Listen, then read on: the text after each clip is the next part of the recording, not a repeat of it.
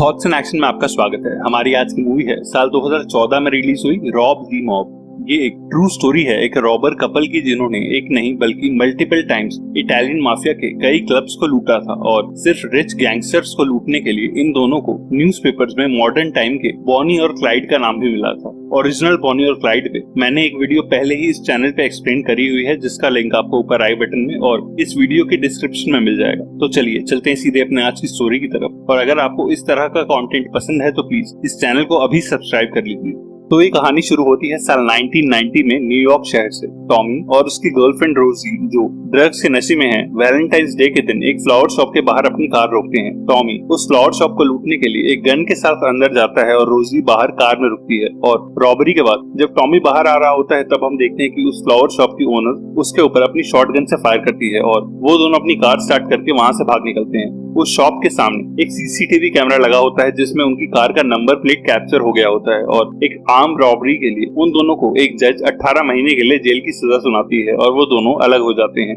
18 महीनों के बाद रोजी टॉमी से पहले जेल से रिहा हो जाती है और वो ड्रग्स और क्राइम का रास्ता छोड़ के एक कॉल सेंटर में कलेक्शन एजेंट का काम करने लगती है। टॉमी भी अपनी सजा कंप्लीट करके जेल से बाहर आता है, जहां रोजी उसे लेने आती है और वो दोनों उसके अपार्टमेंट में जाते हैं और रोजी उसे भी अपनी तरह कॉल सेंटर में जॉब करने को कहती है। टॉमी रोजी के बॉस से मिलता है जो क्रिमिनल रिकॉर्ड होने के बाद भी लोगों को जॉब दे देता है और टॉमी भी रोजी की तरह उस कॉल सेंटर में जॉब करने लगता है। अब वो दोनों साथ में न्यूयॉर्क के क्वींस एरिया में एक अपार्टमेंट रेंट करके रहने लगते हैं और अपने पास में करे हुए क्राइम्स और जेल की सजा को भूलने लगते हैं। एक दिन अपने घर वापस आते हुए उन दोनों को इटालियन माफिया के कुछ लोग दिखाई देते हैं और रोजी टॉमी से रास्ता बदलने को कहती है, पर टॉमी कहता है कि वो इटालियन से नहीं डरता। इनफैक्ट वो इन सबसे नफरत करता है क्योंकि टॉमी के फादर ने अपनी फ्लावर शॉप खोलने के लिए इनसे कभी पैसे उधार लिए थे और उसने बचपन में इन लोगों को उन पैसों के लिए अपने फादर को पीटते हुए देखा था। वो और रोजी टीवी पे गैम्बिनो क्राइम फैमिली के नए बॉस जॉन गॉटी को देखते हैं, जिसे अभी रिसेंटली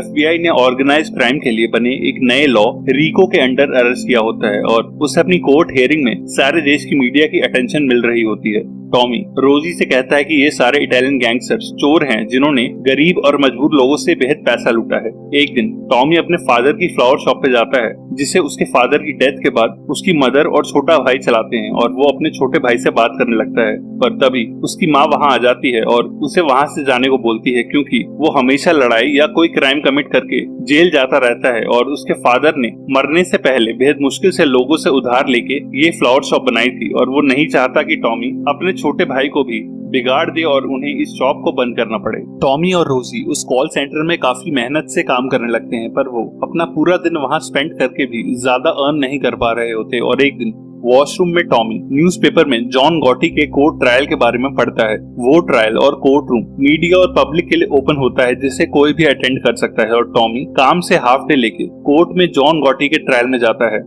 वहाँ जॉन के खिलाफ सरकारी गवाह बन चुका एक सैमी नाम का गैंगस्टर कोर्ट में बताता है कि कैसे जॉन के ऑर्डर्स पे वो मर्डर्स करवाता था। सैमी ओपनली ये भी कबूल करता है कि उन सबको पता था कि FBI और पुलिस वाले हमेशा उनकी कॉल सुनते रहते हैं और उन पे नजर रखते हैं, इसीलिए वो लोग कभी अपने किसी बार और क्लब में कभी हथियार नहीं रखते ताकि पुलिस कभी उनके किसी आदमी को हथियार के साथ अरेस्ट ना कर पाए। सैमी अपने एक क्लब का एड्रेस भी मेंशन करता है जो टॉमी अपनी डायरी में नोट कर लेता है। वो क्लब टॉमी और रोजी के घर से कुछ ही दूर होता है, इसीलिए टॉमी खुद एक एड्रेस पता करने के बहाने उस क्लब के अंदर जाता है और नोटिस करता है कि उस क्लब में कोई भी इटालियन मॉबस्टर गन नहीं रखता और क्लब के अंदर मोस्टली गैंगस्टर्स गोल्ड पहनते हैं और कैश के साथ आपस में गैम्बलिंग करते हैं। टॉमी को अपने बचपन के वो दिन याद आने लगते हैं जब इटालियन गैंगस्टर्स उसके फादर से वसूली करने आया करते थे और कई बार पैसे ना दे पाने की वजह से वो उसके फादर को पब्लिकली मारा करते थे। और अब टॉमी अपनी बचपन की उस जिल्लत का बदला लेने का सोचता है। टॉमी एक सब मशीन गन खरीद कर रोजी से कहता है कि वो उन गैंगस्टर्स के क्लब हाउस को लूटने वाला है, जिसे सुन के रोजी चौंक जाती है और उसे अपना प्लान ड्रॉप करने को कहती है क्योंकि इटालियन माफिया से चोरी करना बेहद रिस्की हो सकता है और किसी ने भी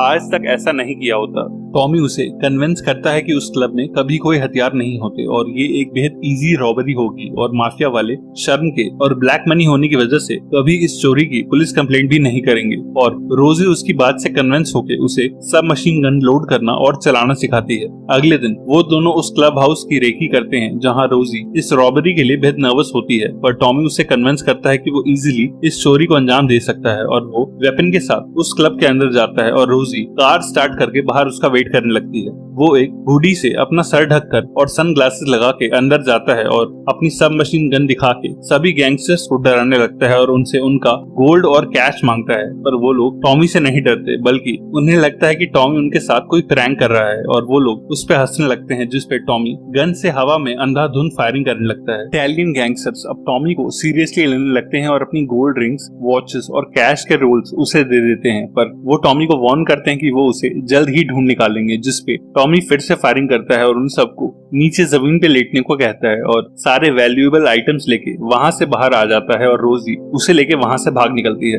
घर आके वो दोनों अपनी लूट चेक करते हैं, जिसमें काफी सारा कैश और गोल्ड की चीजें होती हैं, जिसे देख के वो बेहद खुश होते हैं क्योंकि अब वो एक अच्छा लाइफस्टाइल अफोर्ड कर सकेंगे। उधर इस चोरी से इटालियन माफिया का गैंग लीडर सैल अपने आदमियों से बेहद नाराज होता है और पूछता है कि वो रॉबर कौन था और इस शहर में किसकी इतनी हिम्मत हो गई जो हमारे क्लब हाउस में घुस के चोरी कर गया, पर उसके आदमियों को इसका कोई आइडिया नहीं होता। इसके बाद सैल अपने बॉस और गजालो क्राइम फैमिली के लीडर बिग एल से मिलने जाता है और उसे अपने क्लब में हुई इस चोरी के बारे में बताता है। सभी इटालियन क्राइम फैमिलीज की तरह बिग एल के घर पे भी FBI के लोगों ने बग्स लगाए होते हैं और वो सैल से कोड वर्ड में कहता है कि अपने आदमियों को उस रॉबर को ढूंढने को कहो, पर उसे जान से नहीं मारना है क्योंकि जॉन गॉटी के ट्रायल और मीडिया की वजह से सभी इटालियन गैंग्स पे पुलिस की नजर है और इस वक्त हम कोई मर्डर केस अफोर्ड नहीं कर सकते। उधर टॉमी और रोजी एक ज्वेलर को लूटी हुई गोल्ड की चीजें बेचने जाते हैं, पर उनकी बातों से ज्वेलर समझ जाता है कि ये सामान चोरी का है और वो उसे नहीं खरीदता। डिसअपॉइंटेड और गुस्सा होके वो दोनों वापस आने लगते हैं जब टॉमी गुस्से में गन निकाल लेता है और रोजी को एक और क्लब के बाहर अपनी कार रोकने को बोलता है। टॉमी फिर से कैप और सनग्लासेस पहन के क्लब के अंदर जाता है जहाँ सारे इटालियन गैंगस्टर्स एक मैच देख रहे होते हैं और वो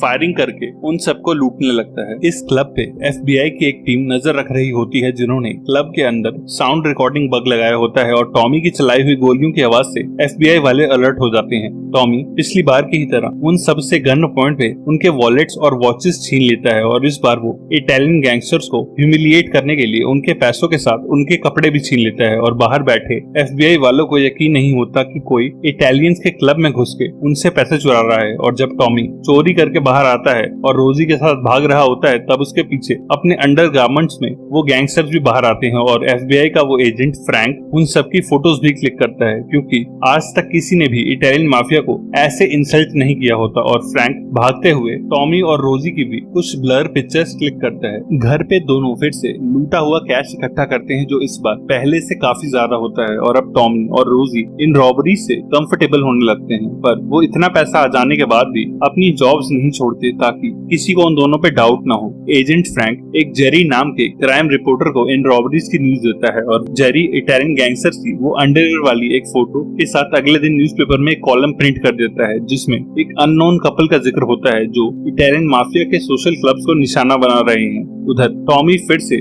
जॉन गॉटी के ट्रायल को देखने कोर्ट जाता है जहां उसे एक और क्लब का नाम पता चलता है जहां इटालियन गैंगस्टर्स आते जाते हैं और टॉमी रात को उस क्लब को लूटने पहुंच जाता है, पर वो देखता है कि उस क्लब में सिर्फ 3 बूढ़े गैंगस्टर्स बैठ के कार्ड्स खेल रहे होते हैं और टॉमी उन्हीं को लूटने का मन बना लेता है। वो तीनों टॉमी से कोई बहस नहीं करते और टेबल पे पड़ा सारा कैश उसे दे देते हैं और टॉमी उनके वॉलेट्स भी छीन लेता है और एक जोई डी नाम का आदमी उससे अपना वॉलेट वापस मांगता है और कहता है कि ये वॉलेट उसकी बीवी की आखिरी निशानी है और वो टॉमी और उसकी गन से बिना डरे उसे पंचेस मारने लगता है और टॉमी उस क्लब से बाहर भाग जाता है और रोजी जल्दी से वहाँ से कार भगा लेती है। घर आके वो दोनों बेहद डिसअपॉइंट होते हैं क्योंकि इस बार उन्हें कुछ $200 ही मिल पाए, पर टॉमी देखता है कि जोई डी नाम के उस बूढ़े आदमी के वॉलेट में एक लिस्ट होती है। इस लिस्ट में गजालो क्राइम फैमिली की पूरी ऑर्गेनाइजेशन के नाम, एड्रेसेस और फोन नंबर्स होते हैं जिसमें टॉप में बिग एल से लेके नीचे के फुट सोल्जर्स तक का जिक्र होता है और इस लिस्ट के साथ एफबीआई वाले पूरी गजालो फैमिली के ऊपर रिको का केस लगा सकते हैं, क्योंकि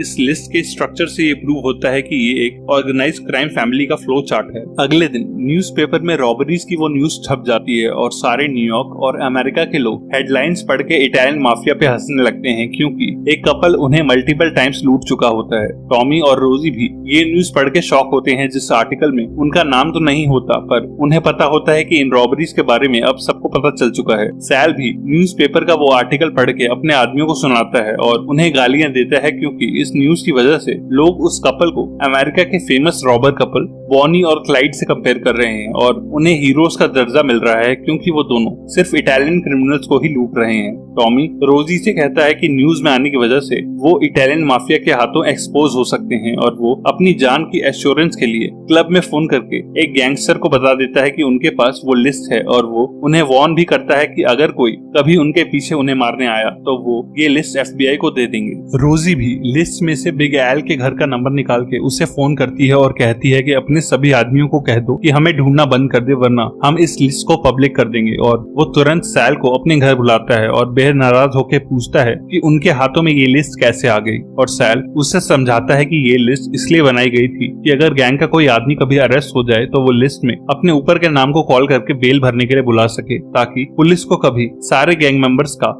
एक सही फिगर ना मिल पाए। और ये लिस्ट जोई डी के पास इसलिए रखी गई थी क्योंकि एफबीआई कभी बूढ़े गैंग मेंबर्स पे ज्यादा शक नहीं करती। बिग एल कहता है कि इन रॉबरीज और न्यूज़पेपर आर्टिकल से हमारा पहले ही बेहद मजाक बन चुका है और अब हमें जल्द ही कोई एक्शन लेना पड़ेगा, और वो उसे रात को पूरे गैंग की एक मीटिंग बुलाने को कहता है। रात को बिग एल गजालो फैमिली के अपने सभी गैंग मेंबर्स से मिलता है और टॉमी और रोजी को ढूंढ के मारने के ऑर्डर्स देता है, क्योंकि उनकी लिस्ट वाली धमकी को इग्नोर नहीं किया जा सकता। वो नोटिस करता है कि जोई डी नाम का वो बूढ़ा गैंग मेंबर मीटिंग में नहीं आया है और अगले दिन एफबीआई एजेंट्स उसे बताते हैं कि जोई डी को अपनी जान का खतरा था, इसलिए वो एफबीआई का गवाह बन गया है और गैम्बिनो फैमिली के बाद अब एफबीआई गजालो फैमिली को जेल भेजने वाली है। पर बिग एल उनकी धमकियों से नहीं डरता, क्योंकि उसे पता होता है कि एफबीआई के पास अगर सच में वो लिस्ट होती तो वो उसे अब तक अरेस्ट कर चुके होते। रोजी उस न्यूज़पेपर आर्टिकल के राइटर जेरी को कॉल करती है और कहती है कि उसने सिर्फ एक चोरी के बारे में लिखा है, पर हम दोनों ने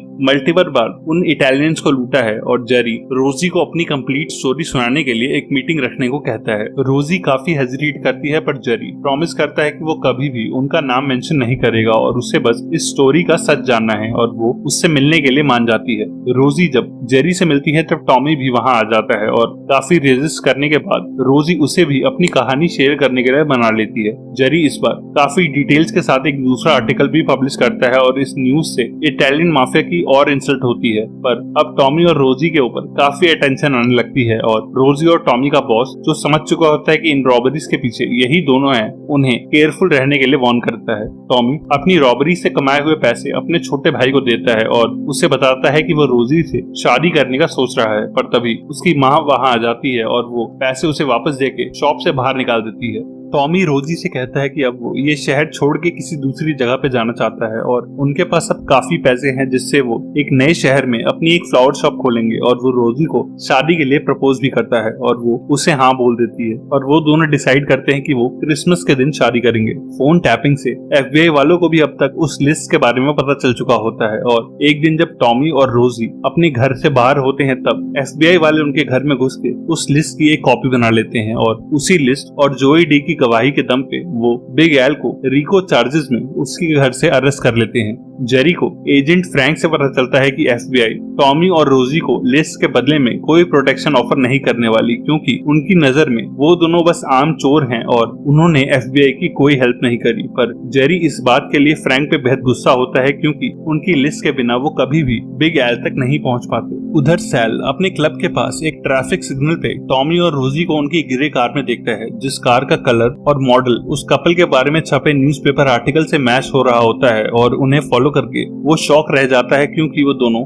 उनके क्लब से सिर्फ 2 मिनट की दूरी पे रह रहे होते हैं और वो क्लब जाके अपने सभी आदमियों को उन दोनों के बारे में बता देता है। जेरी को पता होता है कि अब इटालियन माफिया के लोग उन दोनों को नहीं छोड़ेंगे और वो टॉमी और रोजी को मेक्सिको की 2 टिकट्स देके देश छोड़ने को कहता है, पर वो दोनों उसका किसी भी तरह का फेवर लेने से मना कर देते हैं और कार में बैठ के वहाँ से चले जाते हैं। वो दोनों एक फेयर में जाते हैं और एक दूसरे के साथ काफी टाइम स्पेंड करते हैं और सारी शहर की क्रिसमस डेकोरेशन भी देखते हैं, पर उन्हें रियलाइज नहीं होता कि इस सारी जर्नी में उन्हें कोई फॉलो कर रहा था। जैसे ही टॉमी और रोजी मैनहट्टन के एक ट्रैफिक सिग्नल पे रुकते हैं, उन पे फायरिंग शुरू हो जाती है और एक दूसरे के साथ ही वो दोनों मारे जाते हैं और उनकी कार बुलेट होल्स के साथ वहीं रुक जाती है। मूवी के लास्ट सीन में हमें उनके पूरे नाम के साथ उनकी रियल पिक्चर दिखाई जाती है और बताया जाता है कि साल 1992 के क्रिसमस ईव पे उन दोनों का मर्डर कर दिया गया था और उनकी उस लिस्ट के थ्रू कई इटालियन क्राइम फैमिलीज के करीब 20 लोगों को जेल जाना पड़ा, जिस बात का क्रेडिट उन दोनों को FBI ने कभी नहीं दिया।